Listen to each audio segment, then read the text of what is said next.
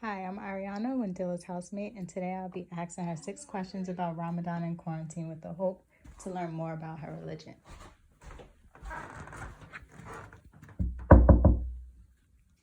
Hold on, give me a second. Hi, Ariana. Hi, Wendila. How is day 14 of fasting going in quarantine? It's going pretty well than expected because it's really beautiful outside today. It's raining and it's not sunny, so it's going very smoothly. Oh, follow me. I'm going to the kitchen to get prepped for iftar. By the way. How was your day, Ariana? My day is great. Oh, thank you. What is Ramadan like when you're not in quarantine? Oh, it's very different actually when I'm not in quarantine because there's more communication and there's more interaction with people, the community, the Muslim community in the city. But when I'm in quarantine, it's just me and you right now, so I gotta adjust to everything that's going on. Yeah. How do you usually break your fast, and what is the process like? Usually when I break my fast, it's in my community back home. I have a big Muslim community that I always join during iftar to break my fast. So basically, everyone brings food, and even if you don't have food, you can still share with what people have. That's called generalized reciprocity, where you don't need to bring food. If you don't have food that specific day, you can still share and eat what people have. But there's like this expectation the next time when someone don't have something, you can share your food. You share your food with them. So that's how it's done when everything is normal. But today, since it's quarantine, I will be sharing my food with you, Ariana, which I'm glad to do so. Yeah.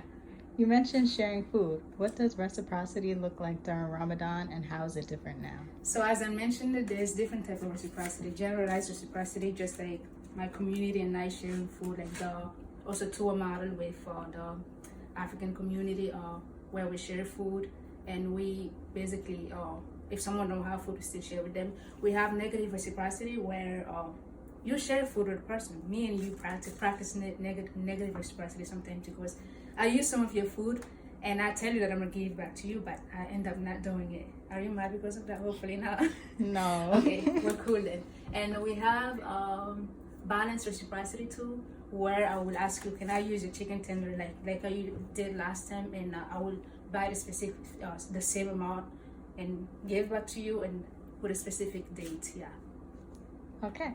I Do you heard have that any during questions? Ramadan, there's a process of giving back called zakat.